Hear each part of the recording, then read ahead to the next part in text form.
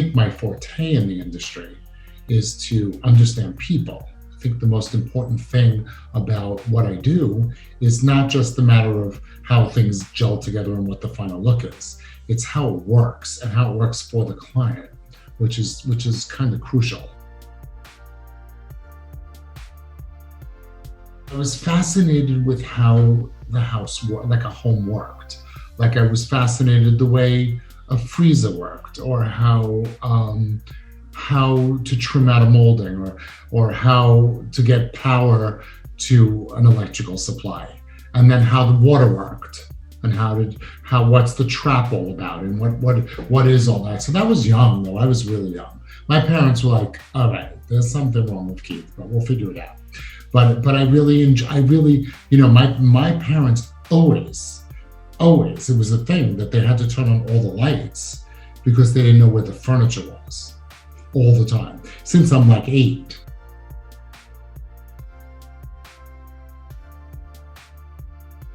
I grew up in a very lower middle class neighborhood.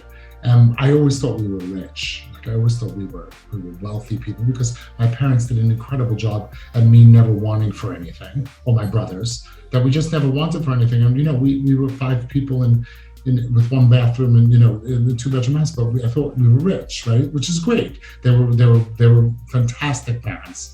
But the idea of when my mother brought in a decorator as a kid, I will never forget this. I was 9, I think, and she was bringing in, and my mother saved money in order to buy Brunswick and Fay.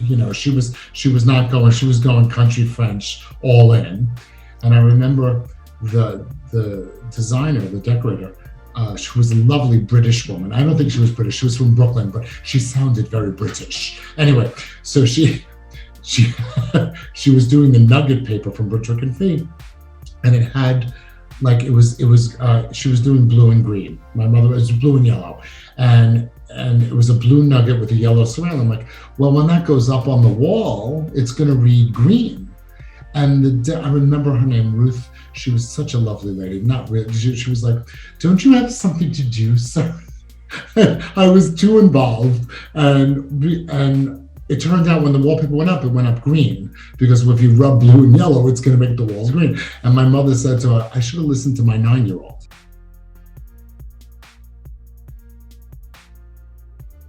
It's interior design based with some stuff to take home.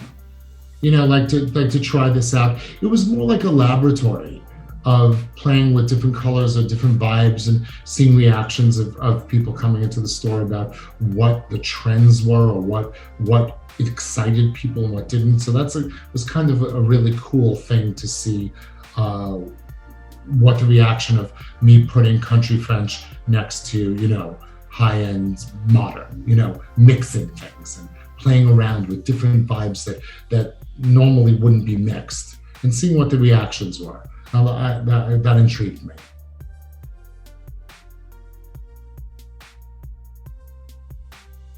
I think we've been through hell. And as Winston Churchill said, when you're going through hell, keep going. So I think that there's this yearn for opulence, a yearn for reckless abandon.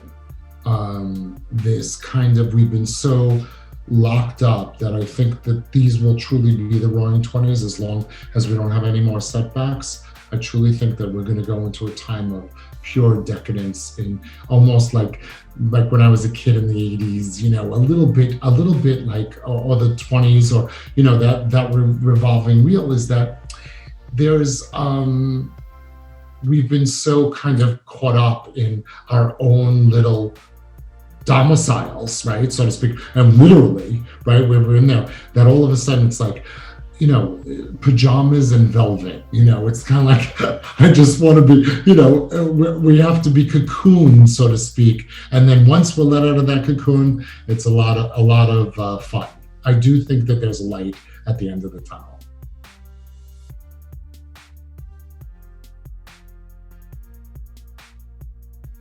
I was stuck at home for weeks, like 3 weeks in my apartment in Manhattan. And I knew that what the world was going through was brutal. And I knew that that there's all these designers or all these creative people, I won't call them designers, all these creative people sitting at home with nothing to do.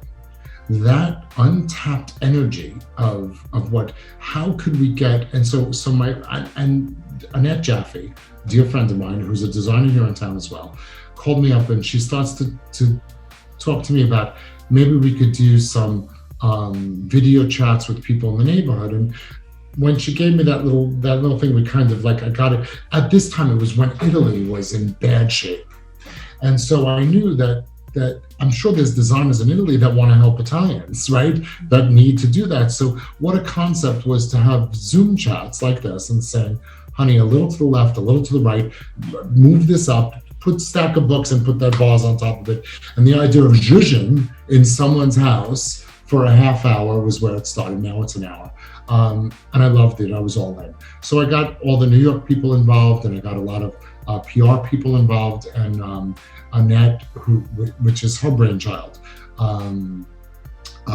We kind of got together and we're still formulating it today. How we act towards our neighbors or how we help each other is a defining moment in our lives. And it's so important to think that we've done some good. Like, even though out of all this bad, always something good should come of it.